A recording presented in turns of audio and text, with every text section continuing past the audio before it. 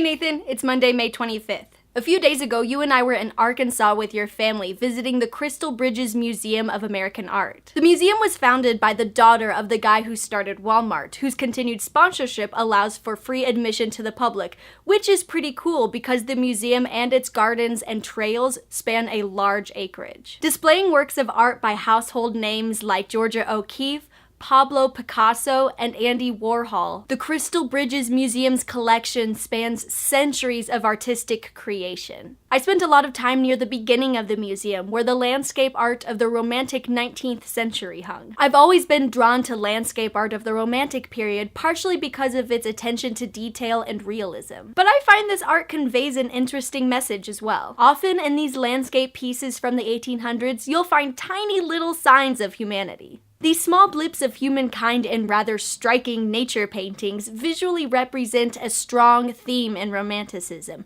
the relationship between humanity, the all-powerful nature that surrounds us, and our own inward human nature that drives us. During the Romantic period, humanity was still adjusting to the changes brought by the Industrial Revolution, which caused many artists to contemplate humanity's role in nature. Were we struggling with nature? Separate but coexistent?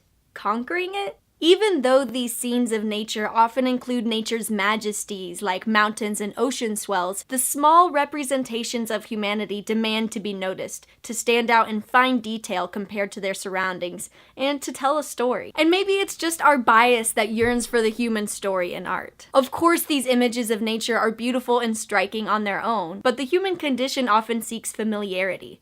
Humans find beauty in experience, in what can be shared, and through art we can share experiences and emotions and perspectives or perception, and this can all be manifested through many different styles and mediums. The variability of expression allows art to be more universally accessible for the creator and the consumer, and stories are told in every way imaginable. The sharing of experience doesn't have to end once you stop looking at the art or leave the museum.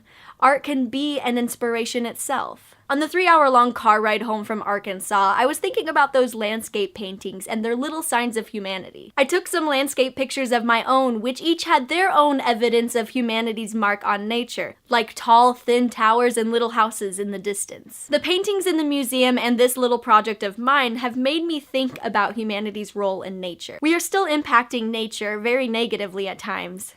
Well, most of the time. But when you look at a single image, we're still so tiny comparatively. It kind of puts me in awe to realize the contrast. Even though we're so tiny, we can still make such a huge impact. Sometimes the power is in the details. I believe that humanity can turn around and use that power to help nature. Hopefully, with more research and awareness, we'll do that sometime soon. Nathan, we'll see you on Wednesday. Hey Narwhals, hope you enjoyed this little Thoughts from Places-esque video.